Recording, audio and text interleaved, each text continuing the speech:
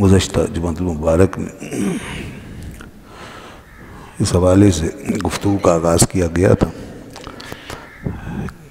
کہ صحابہ کرام کے درمیان جو سب سے افضل اور بزرگ ترین لوگ ہیں وہ شیخین کریمین، اللہ تعالیٰ نے ان کو سب سے زیادہ فضیلت اور بزرگی عطا فرمائی ہے، اور اس کے بعد پھر دیگر مراتب ہیں۔ تو یہ کچھ ڈسٹرب ہو گیا تھوڑا سا، بتا دیں تو ہاں اب ٹھیک ہے۔ تو اس کے بعد جو ہے شیخین کریمین، اس کے بعد حضرت عثمان غنی رضی اللہ عنہ، پھر حضرت علی رضی اللہ عنہ۔ تو اس سلسلے میں نے کچھ معیارات بیان کیے تھے۔ تو یہ جو تفضیل یعنی فضیلت دینا ہے، یہ کسی کی اپنی طرف سے نہیں ہے، یہ دین و شریعت کے اندر ہی ہمیں اس کا ثبوت ملتا ہے، اور قرآن و سنت سے جو ہمیں فضیلت دینے کے حوالے سے گائیڈنس اور رہنمائی ملتی ہے، تو اس کی روشنی میں ہم یہ طے کر سکتے ہیں یا کر لیا ہے امت نے کہ یہ دو حضرات جو ہیں یہ سب سے زیادہ افضل ہیں۔ اب جیسے کہ اس میں ایک چیز پر گفتگو ہو گئی تھی جہاد کے حوالے سے۔ جہاد بھی ان باتوں میں سے ایک ہے جو فضیلت کا سبب بنتا ہے۔ جہاد کے حوالے سے تفصیل یہ بیان کی تھی میں نے کہ 3 صورتوں میں جہاد ہوا، اس میں سے 2 پہلی صورتیں وہ ہیں کہ جو افضل ہیں، اور تیسری صورت اس سے کم ہے، اور تینوں ہی صورتوں میں، اور خاص طور پہ پہلی 2 صورتیں جو بیان کی ہیں میں نے، یہ دونوں حضرات سب سے آگے ہیں اور کوئی بھی ان کے ہم پلہ نہیں۔ اور اس کے بعد پھر دوسری بات جو ہے وہ علم ہے۔ علم کے حوالے سے اگر آپ دیکھیں گے تو علم کے معاملے میں بھی جو علم ان 2 بزرگوں کو حاصل ہوا، اس میں کوئی ان کا مساوی اور ہم پلہ نہیں۔ حضور علیہ السلام کے بعد، مقام نبوت کے بعد، ہم مقام نبوت کے بعد یہ ساری فضیلت وغیرہ کی بات کر رہے ہیں، مقام نبوت میں کوئی شریک نہیں ہو سکتا۔ تو مقام نبوت کے بعد آپ صلی اللہ علیہ وسلم کے بعد جو سب سے زیادہ علم والے بزرگ ہیں، جن کو سب سے زیادہ دین کی سمجھ بوجھ، دین کی انڈرسٹینڈنگ، دین کی بصیرت حاصل ہوئی، وہ یہ دونوں حضرات ہیں سب سے زیادہ۔ اور اس حوالے سے اللہ تبارک و تعالیٰ کا یہ ارشاد موجود ہے کہ قُلْ هَلْ يَسْتَوِي الَّذِينَ يَعْلَمُونَ وَالَّذِينَ لَا يَعْلَمُونَ، کہ آپ فرما دیں کہ جو جانتے ہیں اور جو نہیں جانتے وہ دونوں برابر نہیں ہو سکتے۔ تو اب یہ ہمیں قرآن سے صاف نظر آ رہا ہے کہ علم ایک ایسی شے ہے کہ جس کی بنیاد پر لوگوں کا مرتبہ اور درجہ متعین ہوتا ہے۔ جس کا علم جتنا زیادہ ہوگا اتنا ہی اس کا مرتبہ زیادہ ہوگا، اور اس علم سے مراد ظاہر ہے کہ دین کا علم ہے، قرآن و سنت کی بصیرت اور اس کی حقیقت کا زیادہ سے زیادہ جاننا، دین کے احکام اور فرامین کو زیادہ سے زیادہ سمجھنا، دین کی حکمتوں کو اور باریکیوں کو زیادہ سے زیادہ جاننا، یہ سب چیزیں اس میں داخل ہیں۔ اور ہم یہاں ان دونوں بزرگوں کی علمی شان اور علمی برتری کو جاننے کے لیے اور اس کو سمجھنے کے لیے اگر 3 حوالوں سے غور کریں تو ہمیں ان تینوں حوالوں سے اور تینوں کرائٹیریاز پر یہ دونوں بزرگ سب سے آگے نظر آتے ہیں۔ علمیت کے لیے سب سے پہلی بات کہ وہی شخص سب سے زیادہ علم رکھتا ہوگا جو رسول اللہ صلی اللہ علیہ وسلم کا سب سے زیادہ ہم نشین بنا ہوگا. اس میں کوئی اختلاف تو نہیں. جو سب سے زیادہ رسول اللہ صلی اللہ علیہ وسلم کی صحبت میں رہا ہوگا، ایک مسلمہ بات ہے. علم کو معیار بنا رہے ہیں، مگر علم کا خود اپنا معیار کیا ہے، اور وہ علم کہاں سے ہوگا اور اس کو کس طرح آپ جانیں گے. پہلی چیز علم کو جاننے کے لیے کہ کس کا علم زیادہ ہے، اسی کا زیادہ ہوگا جو حضور کی صحبت میں زیادہ رہا ہوگا. یہ طے ہے. دوسری بات جو علم کی کیفیت کو جاننے کے لیے ہمارے کام آ سکتی ہے وہ یہ ہے کہ جس کو اللہ کے رسول صلی اللہ علیہ وسلم نے علم کے مناصب پر زیادہ فائز کیا ہو، جہاں جہاں علم کی ضرورت ہوتی ہے، علمی رہنمائی کی ضرورت ہوتی ہے، لوگوں کو گائیڈ کرنے کی ضرورت ہوتی ہے، تو وہاں وہاں جس کو زیادہ فائز کیا گیا ہوگا اس کا علم زیادہ ہوگا. کیونکہ ایسا ہو نہیں سکتا کہ ایک چیز کی ضرورت ہے اور اس جگہ کے اس چیز کے لائق جو ہے اس کو چھوڑ کے دوسرے کو وہاں مقرر کیا جائے. جو اس کا زیادہ اہل ہے اس کو چھوڑ کے کسی اور کو وہاں پر متعین کیا جائے، نہیں. خاص طور پہ حضور کی بارگاہ میں اس کا تصور بھی نہیں کر سکتے. تو جہاں جہاں علمی مناصب ہیں، ایسے علمی مناصب اور جہاں اس کی علم کی اور اس کی رہنمائی کی ضرورت تھی، وہاں وہاں ہم دیکھتے ہیں کہ شیخین کریمین کو رسول اللہ صلی اللہ علیہ وسلم نے مقرر فرمایا. اس سے بھی پتہ چلتا ہے کہ ان بزرگوں کا علم سب سے زیادہ ہے. اور تیسری بات جو ہے وہ یہ ہے علم کو جانچنے کے لیے کہ روایتیں کس نے زیادہ کی، روایتوں کے حوالے سے احکام کس نے بیان کیے، سولوشن زیادہ کس نے پیش کیے علمی معاملات میں، کس نے دین کی تفہیم زیادہ کی، یعنی دین کو زیادہ اچھے طریقے سمجھایا، اور کس نے اس میں زیادہ جو ہے وہ خدمت انجام دی. یہ چیز بھی معیار ہے. تو اب یہ علم ان تین باتوں سے دیکھیے، اور جب یہ تینوں باتیں ان دونوں بزرگوں میں سب سے زیادہ پائی گئی ہوں تو طے ہو جائے گا کہ علمی برتری بھی انہی کو حاصل ہے. باقی جو حضرات ہیں وہ ان کے بعد ہیں، ان کو علمی برتری حاصل ہے. اور جب علمی برتری حاصل ہو گئی تو ان کو افضل کہنے کا حق ہے، اور لازم ہے کہ اب ان کو افضل کہا جائے، کیونکہ قرآن نے بتا دیا کہ جو علم میں زیادہ ہے اس کا مرتبہ زیادہ ہے. هل يستوي الذين يعلمون والذين لا يعلمون، دونوں برابر نہیں ہو سکتے. اس سے یہ بات ہمیں پتہ چل رہی ہے کہ جس کا علم زیادہ اس کا مرتبہ زیادہ ہے.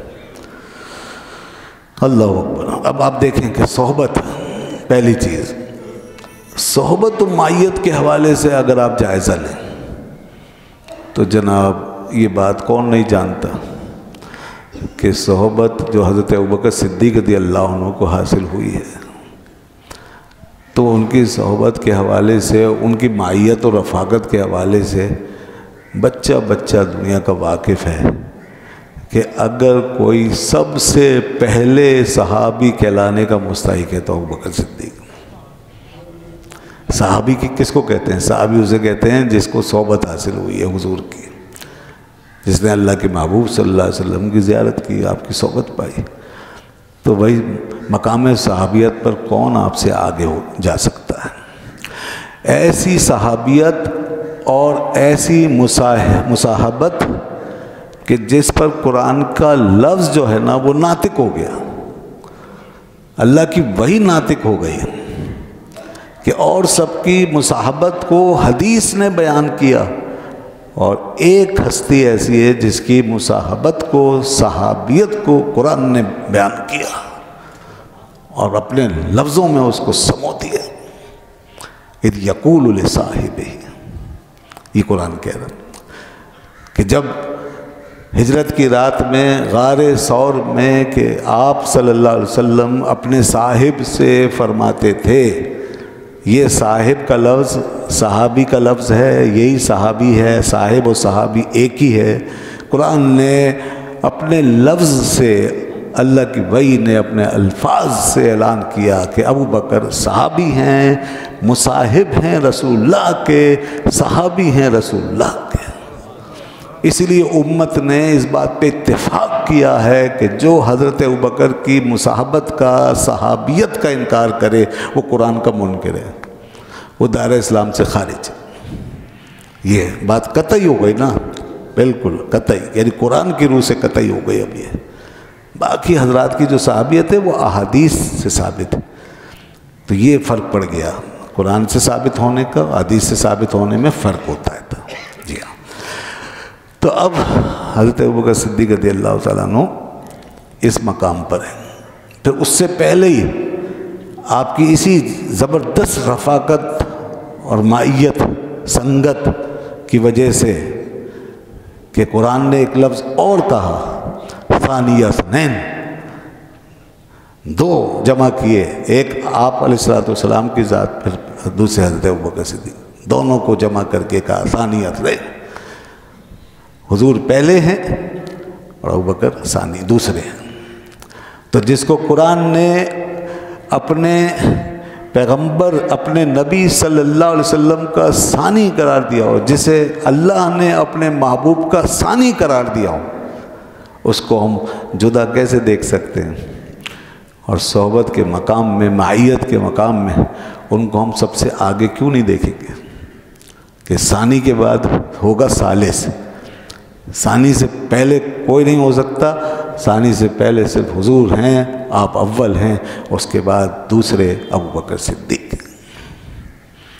اور ایسے ہی کچھ اشارہ وہاں بھی ہے، والذی جاء بصدق وصدق بہ، ایک وہ ہیں جو صدق اور سچائی کو لے کر آئے، یعنی اللہ کے نبی صلی اللہ علیہ وسلم، اور دوسرے وہ ہیں جنہوں نے اس کی تصدیق کی، وصدق بہ۔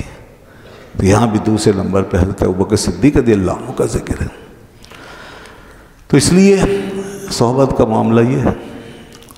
اور بخاری مسلم میں یہ حدیث آئی، ارشاد فرمایا کہ ان من امن الناس علی، ان من امن الناس علی فی صحبتہ و مالہ ابو بکر، بے شک لوگوں میں سب سے زیادہ مجھ پر احسان کرنے والا اپنی صحبت و رفاقت کے ساتھ اور اپنے مال و اموال کے ساتھ کوئی ہے تو وہ ابو بکر ہے۔ یہ الفاظ ہیں اللہ کے نبی کے، لوگوں میں سب سے زیادہ مجھ پر احسان کرنے والا اللہ، حالانکہ حقیقی معنی میں احسان تو حضور کا ہی ہے، لیکن یہ اعتراف ہے، یہ حضرت ابوبکر صدیق رضی اللہ عنہ کی خدمات کا اعتراف ہے۔ بتایا جا رہا ہے کہ ابوبکر تمہارے درمیان کس طرح موجود ہیں اور ان کا ہم سے کیا تعلق ہے اور کیا خدمت یہ انجام دے گئے ہیں۔ حضور نے جب اپنے اوپر اس احسان کا ذکر فرمایا تو آپ اور میں کہاں ہیں بتائیے؟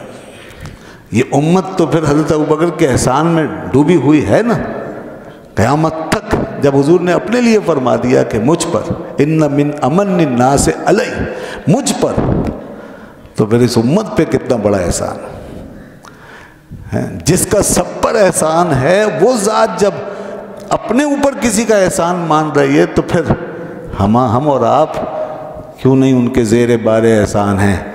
اسی لیے علامہ اقبال نے کہا امن الناس بر مولائے ما، امن الناس بر مولائے ما، کلیم اول سینائے ما۔ ابوبکر کی کیا بات ہے، وہ ہمارے آقا و مولا کے لیے امن الناس کہلائے، امن الناس کہ سب سے زیادہ احسان کرنے والے۔ امن الناس، یا امن الناس پڑھ لیں، امن الناس بر مولائے ما، کلیم اول سینائے ما۔ یہ ابوبکر وہ ہیں کہ ہمارے طور سینہ پہ سب سے آگے وہی خدا رسول کی بارگاہ میں پوری امت کی ترجمانی کرنے والے ابو بکر، کلیم اول سینہ میں، ہمارے طور سینہ میں سب سے پہلے ابو بکر۔ تو یہ ہیں حضرت ابو بکر صدیق رضی اللہ عنہ اور ان کی صحبت کا معاملہ۔ اور حضور نے یہاں تک فرمایا کہ اگر میں کسی کو خلیل بناتا، لو اتخذت خلیلا لاتخذت ابا بکر خلیلا، اگر میں اللہ کے سوا کسی کو اپنا ایسا خلیل بناتا کہ جس کی محبت اور جس کا تعلق رگ و پے میں داخل ہو جانے والا ہوتا ہے اور جس کے بغیر کام ہی نہ چلے، اگر میں اللہ کے سوا کسی کو ایسا دوست، ایسا خلیل بناتا تو میں ابو بکر کو خلیل بناتا۔ کیا بات ہے! مگر چونکہ اللہ کے نبی کی شان بلند ہے، اس قسم کی خلت و دوستی اللہ ہی کے ساتھ لائق ہے ایک پیغمبر کے لیے۔ آپ فرما رہے ہیں اگر اللہ کے علاوہ کوئی اور میں ایسا خلیل بناتا کہ جس کے ساتھ میری ایسی اٹیچمنٹ ہوتی تو ابو بکر ہوتے۔ لیکن اخوت ہے ہمارے درمیان، اخوت ہے جو اسلام میں ہے، تو مطلب اس معاملے میں ابو بکر صدیق رضی اللہ عنہ سب سے آگے ہیں۔ اسی طرح سیدنا حضرت عمر فاروق اعظم رضی اللہ عنہ بھی جب سے اسلام لائے، مکے میں 40ویں آدمی آپ تھے، اس کے بعد سے پھر کبھی الگ نہیں ہوئے، ہمیشہ ساتھ رہے، ہر محاذ پہ ساتھ رہے، ہر مہم میں ساتھ رہے، ہر منزل پر ساتھ رہے، سفر میں ساتھ رہے، حضر میں ساتھ رہے، تمام محفلوں میں ساتھ ہوتے ہیں۔ تو یہ دونوں حضرات، یہ دونوں بزرگ قریب ترین رہے ہیں حضور کی معیت میں۔ اور صرف اتنا ہی نہیں ہے کہ یہ دونوں حضرات قریب رہے ہیں، معاملہ اتنا ہی نہیں ہے کہ یہ دونوں زبردست مصاحب بنے ہیں، بلکہ بات اس سے بھی آگے ہے، یہ جس طرح مصاحب بنے ہیں مشیر بھی بنے ہیں، جی مشیر بھی بنے ہیں۔ اور مشیر کون ہوتا ہے؟ جس پہ جو سب سے زیادہ قریب، جس پہ سب سے زیادہ بھروسہ کیا جائے، تو یہ دونوں حضرات مشیر بھی کہلائے ہیں۔ رسول خدا صلی اللہ علیہ وسلم تمام معاملات میں، جو مہمات میں، اہم معاملات میں، بہت سارے امور میں ان دونوں سے مشورہ فرماتے تھے اور ان دونوں سے خاص طور پر رائے لیتے تھے، اور پھر اللہ کے رسول صلی اللہ علیہ وسلم حکمت عملی طے فرماتے تھے۔ اس لیے نہیں تھا کہ اللہ کے رسول محتاج تھے، ہم یہ کبھی نہیں کہتے، کسی کی محبت میں ایسا غلو نہیں کرتے، جبکہ دوسرے لوگ مولا علی کی محبت میں یا اہل بیت کی محبت میں یا حسنین کریمین کی محبت میں اس حد تک جاتے ہیں کہ جہاں شان رسالت جو ہے وہ پیچھے رہ جاتی ہے اور دوسرے لوگ اس سے آگے نظر آنے لگتے ہیں، یا کہیں برابری کا سا شائبہ پیدا ہونے لگتا ہے۔ نہیں، قطعاً نہیں، یہ سخت گمراہی ہے۔ اس لیے یہ وضاحت ضروری ہے کہ مشیر ہونے کا یہ مطلب نہیں کہ حضور ان کے محتاج تھے۔ اللہ نے اپنی حکمت کے تحت دین کے اندر اس سنت کو جاری کرنے کے لیے اور لوگوں کو سکھانے کے لیے اور قیامت تک کے لیے رہنمائی فراہم کرنے کے لیے اللہ نے اپنے حبیب کو حکم دیا وَشَاوِرْهُمْ فِي الْأَمْرِ، کہ ان لوگوں سے مشورہ کیا کرو، اے ہمارے محبوب ان سے مشورہ کیا کرو معاملات میں۔ تو یہ اللہ کا حکم تھا۔ اب مشورے کے لیے جو سب سے آگے تھے نا، ہم یہ جاننا چاہتے ہیں وہ کون تھے؟ حضور سب سے پہلے کن سے مشورہ کرتے تھے؟ حضرت ابوبکر صدیق، حضرت عمر رضی اللہ عنہ۔ اس سے ان کی اہمیت واضح ہوئی۔ تو یہ سب چیزیں ظاہر علم کے ساتھ ہی ہو سکتی ہیں، کیونکہ بغیر علم کے اگر کسی کو کوئی وزارت دی جائے، منصب دیا جائے، مشاورت کی جائے، کوئی عہدہ سونپا جائے تو پھر خطرناک ہے، اور اللہ کے نبی سے اس کا تصور بھی نہیں کیا جا سکتا۔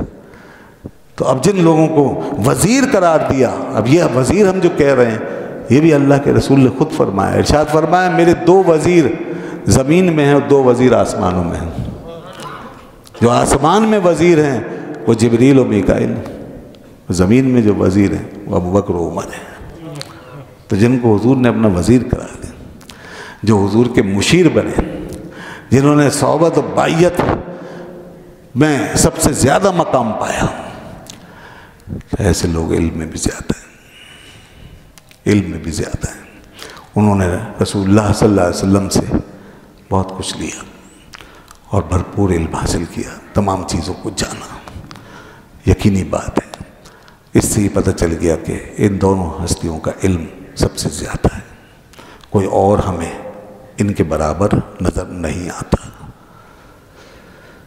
دوسری چیز جس سے ہمیں پتہ چلتا ہے علم کی زیادتی کا، وہ ہے منصب پر کسی فائز کرنا، کسی منصب پہ فائز کرنا، عہدوں پہ فائز کرنا، ذمہ داری دینا.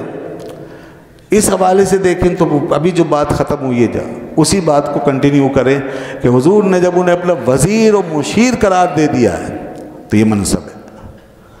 جب ان سے مشاورت ہو رہی ہے تو یہ منصب ہے. جب انہیں وزارت کے لفظ سے یاد کیا، وزیر کا ٹائٹل جب انہیں عطا فرمایا تو یہ منصب ہے، بالکل یہ ایک منصب ہے. اور یہ علم کی بنیاد پر ہی ہوگا. اور صرف اتنا ہی نہیں، ان حضرات کو، ان دونوں بزرگوں کو مختلف مہمات میں امیر بنایا، ان کو دینی شرعی رہنمائی کے سلسلے میں امیر بنایا، حج کا امیر بنایا، نمازوں کے لیے امیر بنایا، زکوٰۃ و صدقات کے سلسلے میں امارت دی، امیر بنایا. حضرت عمر رضی اللہ عنہ کو صدقات وغیرہ کے حوالے سے امارت کے منصب پہ فائز کیا، امیر بنایا. سیدنا صدیق اکبر رضی اللہ عنہ کو جملہ عبادات کے حوالے سے امیر مقرر کیا، آپ حج کے امیر بنے. نماز روزہ وغیرہ کے حوالے سے لوگوں کی رہنمائی فرماتے تھے. اور کتنی واضح بات ہے کہ جب آپ علیہ السلام علیل ہوئے اور ایام علالت آپ کے آئے تو وہ آخری ایام، خاص طور پہ اس سے پہلے بھی کبھی کبھی ایسا ہوتا تھا، لیکن آخری ایام میں مستقل جب کچھ دنوں کے لیے رسول خدا باہر تشریف نہیں لا سکے تو امامت کے منصب پر جس شخصیت کا نام زبان پہ آیا اور جس کو اپنی جگہ حضور نے کھڑا کیا اور حکم دیا، وہ کون تھا؟ اس سے بڑا منصب کیا ہوگا بتائیے؟ حضور کے مصلی پر نماز جیسی عبادت کا امام حضرت ابوبکر صدیق کو بنائے گے. مرو ابا بکر ان یصلی بالناس، ابو بکر سے کہو لوگوں کو نماز پڑھائیں گے. لوگوں نے کہا کہ وہ نرم دل ہیں، جب آپ کی جگہ کھڑے ہوں گے تو ان سے برداشت نہیں ہو سکے گا، رو پڑیں گے. حضور نے فرمایا نہیں، مرو ابا بکر ان یصلی بالناس، انہی کو کہو. بار بار بعض خواتین نے، ازواج مطہرات نے عرض کیا، خود ان کی بیٹی لخت جگر یہ عرض کرتی تھی کہ والد گرامی نرم دل ہیں، وہ کیسے کھڑے ہوں گے؟ تو حضور بار بار فرماتے تھے نہیں، ابو بکر کو کہو.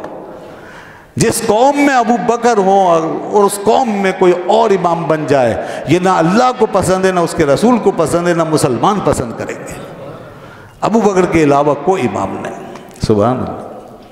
اب یہاں سب ہیں نا موجود، اور بھی اصحاب کتنے لوگ ہیں، خود حضرت علی رضی اللہ عنہ بھی موجود ہیں نا ان اصحاب میں، اہل بیت اطہار بھی موجود ہیں، سب موجود ہیں. تو یہاں کس کا نام آیا؟ ابو بکر. تو کیا یہ نظر نہیں آتا لوگوں کو کہ اللہ کے رسول کس کو امام بنا رہے ہیں اور اس کو کیا کہیں گے؟ خلافت کے سلسلے میں تو بعض ایسی بے باکیاں کرتے ہیں کہ جی وہ تو زبردستی بن گئے اور یہ اس طرح، نعوذ باللہ من ذالک، وہ بھی ہم بتائیں گے. یہاں تو حضور خود ارشاد فرما رہے ہیں. تو یہ چیز کیا بتا رہی ہے؟ کون ہے نگاہ رسالت میں حضور کے بعد؟ ثانی اثنین، جس کو قرآن نے فرمایا ہے اسی کا مظاہرہ ہو رہا ہے. اب حضور اگر اپنی جگہ تشریف نہیں رکھتے تو پھر ابو بکر سنبھالیں گے. اور یہ ایک دفعہ نہیں اور ایک جگہ نہیں، پتہ نہیں کتنے مقامات پر، سینکڑوں مقامات پہ. ایک خاتون آئیں، کہا کہ کوئی مسئلہ تھا، عرض کیا، اور پھر آپ نے ارشاد فرمایا، جب جواب دے دیا پھر آپ نے فرمایا اچھا ضرورت ہو تو پھر آ جانا پوچھنے کے لیے، رہنمائی کے لیے.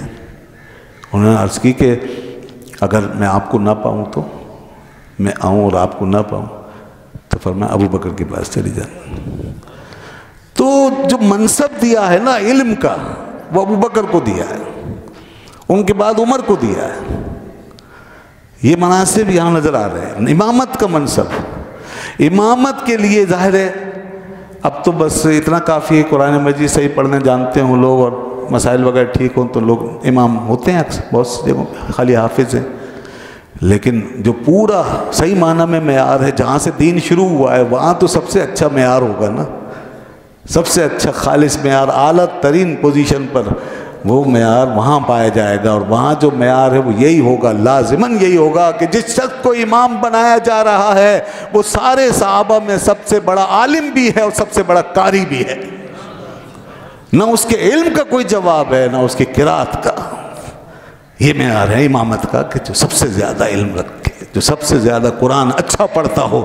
تو پتہ چلا کہ تمام اصحاب میں سب سے زیادہ علم قرآن و سنت کا یہ بھی ابو بکر رضی اللہ عنہ کے پاس تھا، اور قرآن پڑھنے کا سب سے اچھا انداز حضرت ابو بکر صدیق. سب سے زیادہ قرات بھی وہی جانتے تھے. اگر کوئی اس میں ڈنڈی مارے اور گڑبڑ کرے تو وہ دراصل اپنے رسول پہ اعتراض کر رہا ہے، ان کے انتخاب پہ اعتراض کر رہا ہے. جو یہاں لب کشائی کر رہا ہے وہ وہاں جائے گی لب کشائی. اس لیے ذرا احتیاط، یہ چیزیں صاف بتا رہی ہیں ابو بکر صدیق رضی اللہ عنہ کا مقام کیا ہے. اور پھر تمام اصحاب نے ان کے پیچھے بالاتفاق نماز پڑھی. اور سبحان اللہ، حضرت علی رضی اللہ عنہ نے آگے جا کے کیا فرمایا؟ جب خلافت کا وقت آیا اور حضرت ابوبکر صدیق رضی اللہ عنہ کی تقرری ہوئی اور پوری امت کے اتفاق سے ہوئی تو حضرت علی شیر خدا رضی اللہ عنہ نے حق ادا کر دیا، شیر خدا ہونے کا حق ادا کر دیا. فرمایا کہ لوگوں اس میں سوچنے والی کیا بات ہے، جس شخصیت کو اللہ کے رسول نے ہماری نمازوں کا امام بنایا ہے، جو ہمارا دین ہے، تو اب وہ شخص ہماری دنیا کا امام کیوں نہیں بنے گا؟ لہذا خلافت کے مستحق بھی ابو بکر ہے.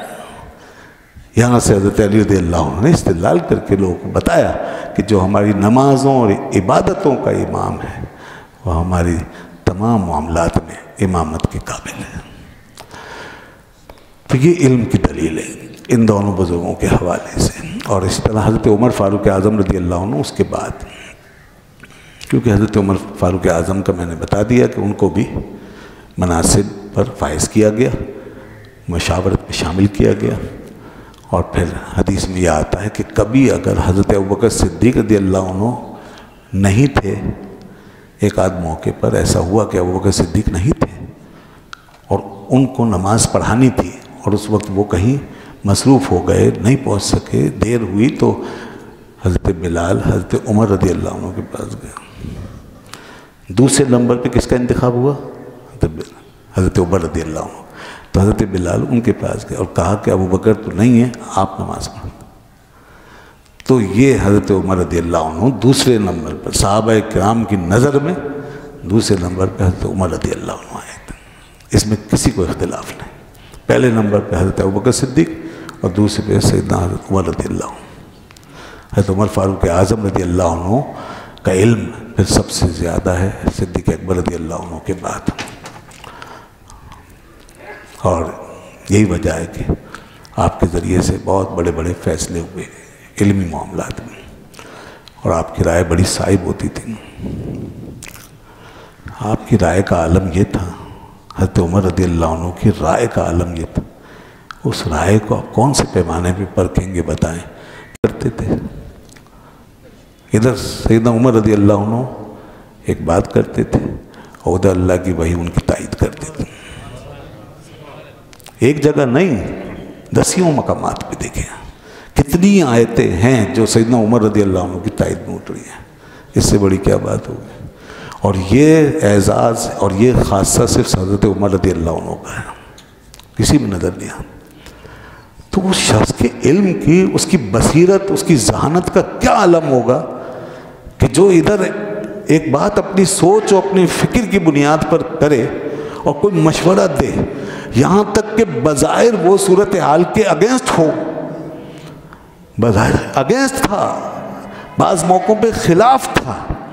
خود رسول اللہ صلی اللہ علیہ وسلم نے جو معاملہ طے کیا اور جس طرف حضور کی رائے تھی اس کے بظاہر خلاف کبھی حضرت عمر رضی اللہ عنہ رائے دے رہے تھے، مگر رسول اللہ صلی اللہ علیہ وسلم اللہ کی دی ہوئی اجازت سے کہ اس وقت تک حکم نازل نہیں ہوا تھا، وہ کام کر رہے تھے اور اس طرف جا رہے تھے، اور وہ رائے حضور کی تھی اور دیگر اصحاب کی، مگر قربان جائیں یہ کیسا حضرت عمر رضی اللہ عنہ کا کی سوچ و فکر کا کتنا اعلیٰ مقام تھا، اور کیسی بصیرت اللہ نے ان کے اندر ودیت رکھ دی تھی کہ بظاہر جو ہے سچویشن کے اگینسٹ کھڑے ہوتے تھے، اور لوگ حیرت سے حضرت عمر کو دیکھتے تھے، مگر قرآن نازل ہوتا تو عمر کے ساتھ کھڑا ہو جاتا تھا۔ سبحان، یہ کوئی قصے کہانیاں نہیں ہیں، بخاری مسلم میں دیکھیں اٹھا کے حدیث ہے، قرآن کی کئی آیتوں کے احکام کی شان نزول میں دیکھیں۔ بعض دفعہ تو ایکشن ہی لے لیا عمر نے، ایک منافق کا سر اڑانے میں آگے بڑھ کے ایکشن ہی لے لیا، لوگوں نے کہا یہ تو آپ نے ایک مسلمان کو مار دیا، نہیں اس نے جو حرکت کی ہے مسلمان کی ہو ہی نہیں سکتی، قرآن نازل ہو گیا، عمر نے جو کیا صحیح کیا، یہ عالم تھا۔ تو اس لیے ہم کہتے ہیں کہ علم کے معاملے میں بھی جب دیکھیں گے آپ تو سب سے پہلے حضرت ابوبکر صدیق، اس کے بعد حضرت عمر رضی اللہ عنہ، تو باقی حضرات بعد میں۔ حضرت علی رضی اللہ عنہ اس معاملے میں ان دونوں بزرگوں سے افضل نہیں ہیں، کوئی اور صحابی اس معاملے میں بھی ان دونوں بزرگوں سے افضل نہیں، نہ جہاد کے معاملے میں جو پہلے میں نے بتایا تھا، نہ علم کے معاملے میں ان سے افضل نہیں ہے۔ بے شک ان کے علم بہت وسیع اور اپنے بعد آنے والوں سے کئی زیادہ، ہم اس پہ تو کلام کر ہی نہیں سکتے، اور بعد والوں سے تو کمپیریزن ہے ہی نہیں، لیکن ان دونوں بزرگوں کے مقابلے میں کوئی بھی ان کا ہم پلہ نہیں ہے۔ یہ دوسری چیز ہو گئی، یعنی کہ علم کی زیادتی ہم جاننا چاہ رہے ہیں تو ہم نے دیکھا کہ صحبت کے لحاظ سے سب سے آگے یہ دونوں حضرات رہے، مائیت میں آگے رہے، دوسرا پھر مناسب کے اعتبار سے ان دونوں بزرگوں کا تعین ہوا، علمی مقامات پر، علم کے معاملات میں، علم کی ضرورت کے ماحول میں۔ اور تیسری چیز علم کی زیادتی کو ناپنے کے لیے روایات، فیصلے، فتاوی، احکامات، اس میں جائیں۔ اب آپ روایات میں جائیں تو ہم یہ سمجھتے ہیں جناب کہ چاہے کوانٹیٹی وائز روایات جو ہیں شیخین کریمین کی کم ہی کیوں نہ ہوں حضرت علی رضی اللہ عنہ سے، مگر کوالٹی وائز حقیقت کے لحاظ سے جس طرح یہ ہر وقت ساتھ رہے ہیں اور ساری چیزیں دیکھی ملاحظت کی ہیں، اس لحاظ سے دیکھیں گے تو سب سے زیادہ روایات انہی کے پاس تھے۔ حضرت ابوبکر صدیق رضی اللہ عنہ، یعنی اب روایات کم کیوں ہیں؟ روایات کتنی ہیں؟ حضرت ابوبکر صدیق رضی اللہ عنہ سے 143 یا 145 روایتیں، 143 یا 145 مختلف عدد لکھا ہوا ہے، قریب قریب ہے بہرحال، تو ان سے اتنی روایتیں۔ حضرت عمر رضی اللہ تعالیٰ عنہ سے 537 ہیں، 537، اور کسی نے 533 لکھا، قریب قریب ہے یہ بھی، اور حضرت علی رضی اللہ عنہ سے 586 ہیں، 586۔ یہ وہ روایتیں جو ہماری کتابوں میں ہیں، جنہیں محدثین نے کلیکٹ کیا بڑی بڑی کتابوں میں، 586۔ یہ حضرت علی رضی اللہ عنہ سے۔ حضرت عمر رضی اللہ عنہ سے زیادہ فرق نہیں ہے، تقریباً 50 روایتوں کا فرق ہے، زیادہ فرق نہیں ہے، مگر حضرت ابوبکر صدیق رضی اللہ عنہ سے زیادہ فرق ہے، ان کی 143۔ حالانکہ ہم نے ابھی کہا کہ سب سے زیادہ علم ان کا ہے، تو یقیناً سب سے زیادہ روایتیں بھی ان کے پاس ہوں گی۔ وجہ کیا ہے؟ وجوہات پہ بھی غور کرنا چاہیے، اعداد و شمار کی طرف ہی نہیں بھاگ جانا چاہیے، اسی کو نہیں لیتے، خالی ساری چیزیں دیکھیں گے، وجوہات بھی ہیں، موانع بھی ہیں، ماحول بھی ہے، عمر بھی دیکھیں گے، وقت بھی دیکھیں گے۔ حضرت ابوبکر صدیق رضی اللہ عنہ حضور کے بعد صرف 2 سال باقاعدہ حیات رہے ہیں، 2 سال، ٹھیک ہے جی، 2 سال، اور حضرت علی رضی اللہ تعالیٰ عنہ 30 سال۔ حضور کے وصال کے بعد تقریباً 30 سال حضرت علی رضی اللہ عنہ کو ملے۔ حضرت ابوبکر صدیق رضی اللہ تعالیٰ عنہ ان 2 سالوں میں کہیں باہر تشریف نہیں لے گئے، مدینے سے باہر کہیں نہیں جاتے، یہیں رہے اور امور مملکت سنبھالے، زیادہ سے زیادہ حج عمرے کے لیے تشریف لے گئے، باقی ساری زندگی شہر مدینہ میں حضور کے بعد۔ اور پھر جو معاملات پیش آئے تھے ان سے نمٹتے رہے، اور پھر ماحول یہ تھا کہ حضور کے فوراً بعد ایسا نہیں تھا کہ لوگوں کو بہت زیادہ روایتوں کی ضرورت پڑ گئی ہو، نہیں، زندگی یکسانیت سے گزر رہی تھی، وہی سب کچھ تھا، 2 سال میں کوئی ایسی تبدیلی نہیں آتی، کوئی زیادہ ضرورتیں پیش نہیں آتی، تقریباً وہی سب کچھ تھا جس پر حضور چھوڑ کے گئے تھے، تو اس لیے زیادہ روایتوں کی ضرورت نہیں پڑی لوگوں کو، اور نہ دوسری قوموں سے واسطہ پڑا، نہ باہر سے لوگ اتنے آئے کہ ان کو روایتیں چاہیے، تو حضرت ابوبکر صدیق کو اتنا موقع ہی نہیں ملا کہ وہ بیان کرتے، ضرورت ہی نہیں تھی اتنی روایتیں بیان کرنے کی، اس لیے ان کی روایت کا کب ہونا یہ ہمیں ان قرائن سے اس کا جواز اور اس کا وجہ معلوم ہوتی ہے۔ یہ وہ قرائن ہیں جس کی وجہ سے ان کی روایتیں کم ہیں، 143 یا 45، تو ٹھیک ہے۔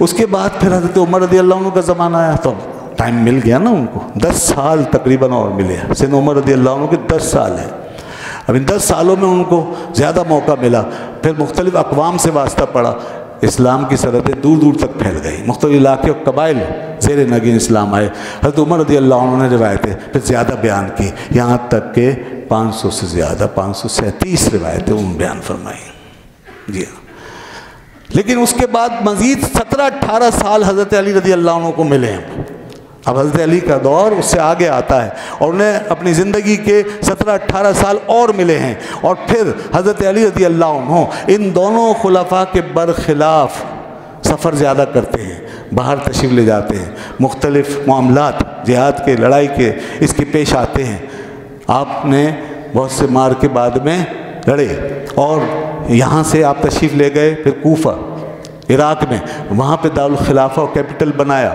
تو اس طرح آپ کی زندگی میں پھر سفر بھی زیادہ، باہر نکلنا بھی زیادہ ہوا، لوگوں سے واسطہ زیادہ پڑا، عمر بھی زیادہ ہوئی، وقت زیادہ ملا، لوگوں کی ضرورت بھی زیادہ ہو گئی، تو اس میں لامحالہ روایتیں بڑھیں گی، تو بڑھی، لیکن پھر بھی کتنی بڑی ہیں، میں نے ابھی عرض کیا زیادہ زیادہ 50 تقریباً روایتیں بڑی ہیں حضرت عمر رضی اللہ عنہ سے، تو اب کیسے کہہ سکتے ہیں روایتوں کی بنیاد پہ کہ حضرت علی رضی اللہ عنہ علم کے معاملے میں ان دونوں بزرگوں سے آگے تھے؟ نہیں، سارا آپ یہ سامنے رکھیں، سیدنا صدیق اکبر کا معاملہ بھی حضرت عمر رضی اللہ عنہ کو، یہاں پر ہم روایتوں کی بنیاد پہ ان دونوں بزرگوں سے کسی کو آگے نہیں سمجھ سکتے۔ پیچھے 2 باتیں وہ بھی دیکھ لیجئے جو علم کے حوالے سے بیان کی، اور یہ بھی سامنے رکھیں۔ پھر جناب یہ دیکھیے کہ ان روایتوں سے ہٹ کر، اچھا روایت پر ایک بات اور میں بیان کر دوں، ذرا واضح کر دوں، بعض لوگ حضرت علی رضی اللہ عنہ کی روایتوں کو ہزاروں میں پہنچاتے ہیں، اب کچھ لوگوں نے تو مذہب ہی یہ بنا رکھا ہے نا کہ انہی کو ماننا ہے، بعد کسی کو نہیں ماننا، تو ان کا وہیں سے شروع ہوتا ہے معاملہ، وہیں ختم ہوتا ہے، تو انہوں نے تو وہ سب بیان کرنا ہے۔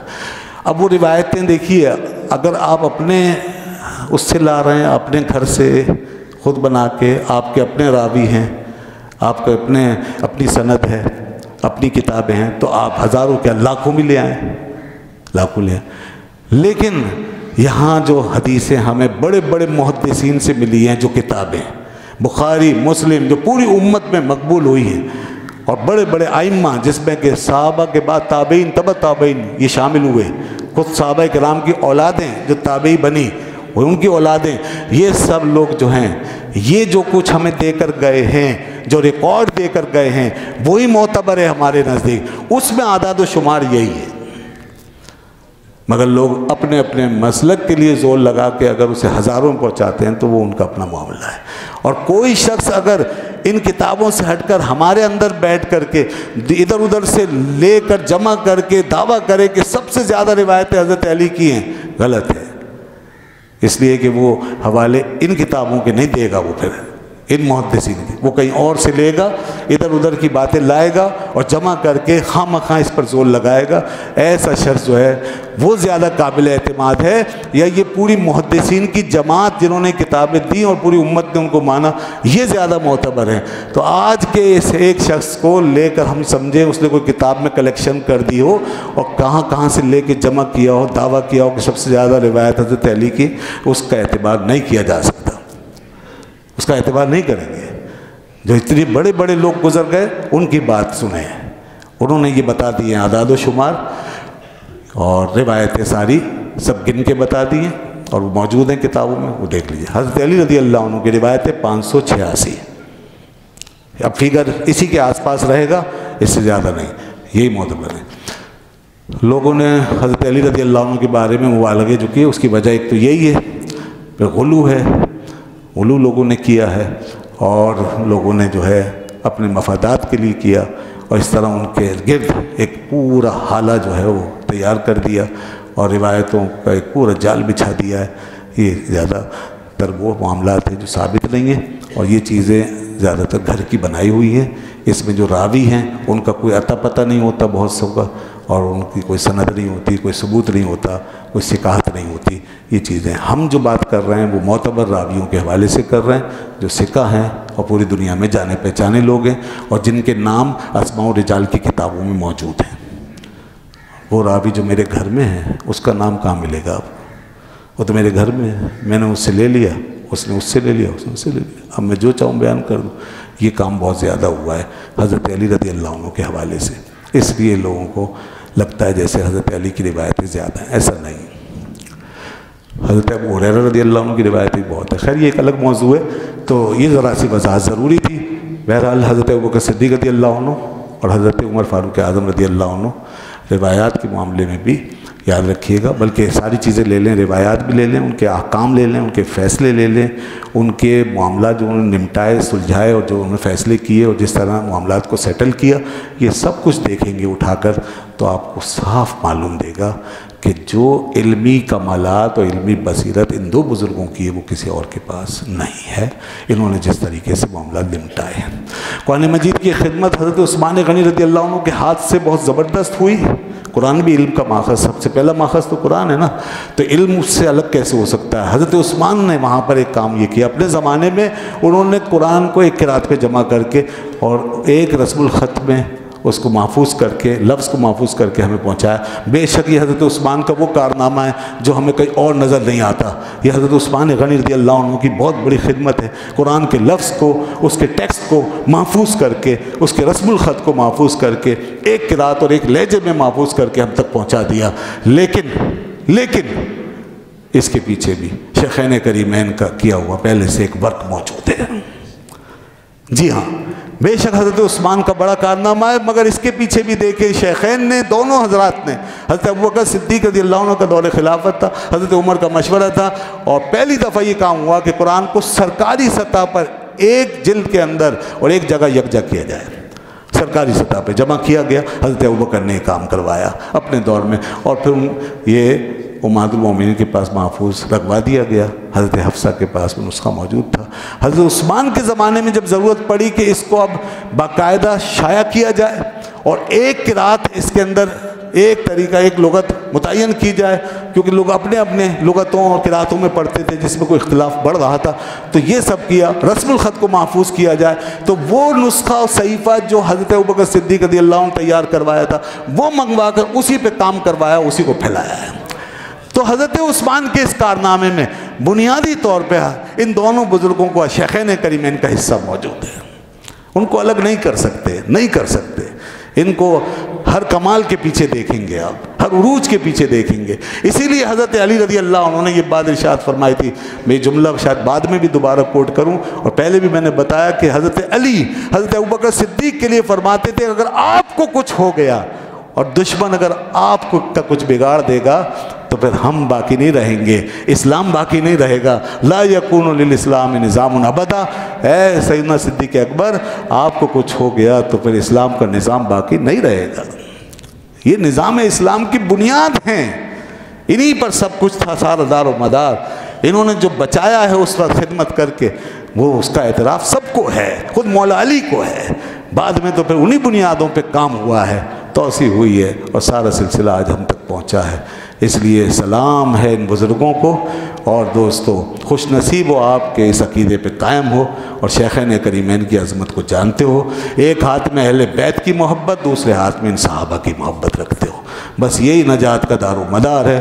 جو اس سے ہٹے گا اور گڑبڑ کرے گا اور اپنی طرف سے فیصلے کرے گا، وہ جذباتی ہے، وہ غالی ہے، وہ امت کے راستے سے ہٹ کے چلنے والا ہے، وہ گمراہ تو ہو سکتا ہے، نہ خود راہ پہ آ سکتا ہے، نہ کسی اور کو راہ دکھا سکتا ہے۔ ایسی تقریروں سے اور ایسی جذباتیتوں سے اپنے آپ کو بچائیے۔ اہل بیت کی محبت یہ نہیں ہے کہ جس کو اہل بیت نہیں مانتے وہ ہم مان لیں، اور جس کو اہل بیت مانتے ہیں وہ ہم نہ مانیں، یہ محبت نہیں ہوتی۔ محبت ہمیشہ یہ ہوتی ہے کہ جس کو محبوب نے مانا ہے وہی ہم مانیں گے، جس کو انہوں نے نہیں مانا ہم بھی نہیں مانیں گے، یہ محبت ہے۔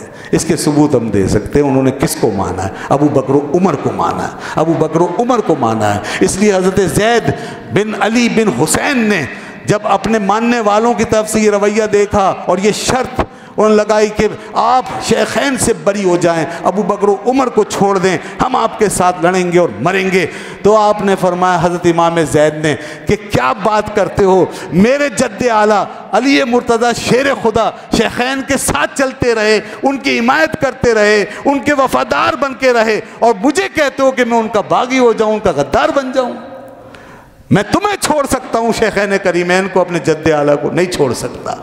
جو میرے جد اعلیٰ حضرت مولا علی نے فیصلہ کیا ہے وہی میرا فیصلہ ہے، لہذا وہ سارے کے سارے وہاں سے منحرف ہو گئے اور امام زید کے خلاف ہو گئے، مگر ہم ان بزرگوں کے ساتھ ہیں الحمدللہ۔ تو یہی عقیدہ ہے، نجات کا یہی راستہ ہے، اسی پہ قائم رہنا ہے۔ یہ دوسرا معیار تھا جو میں نے بیان کیا علم کے حوالے سے۔ آئندہ انشاءاللہ اگلے جمعے کو زہد و تقوی کے لحاظ سے بیان کروں گا کہ زہد و تقوی میں شیخین کا کیا مقام ہے، اور کیا حضرت علی رضی اللہ عنہ زہد و تقوی کے لحاظ سے شیخین کریمین سے زیادہ یا برابر بھی نظر آتے ہیں یا نہیں۔ میں باقاعدہ پیش کروں گا کہ انہوں نے کس طرح زہد و تقوی اختیار کیا۔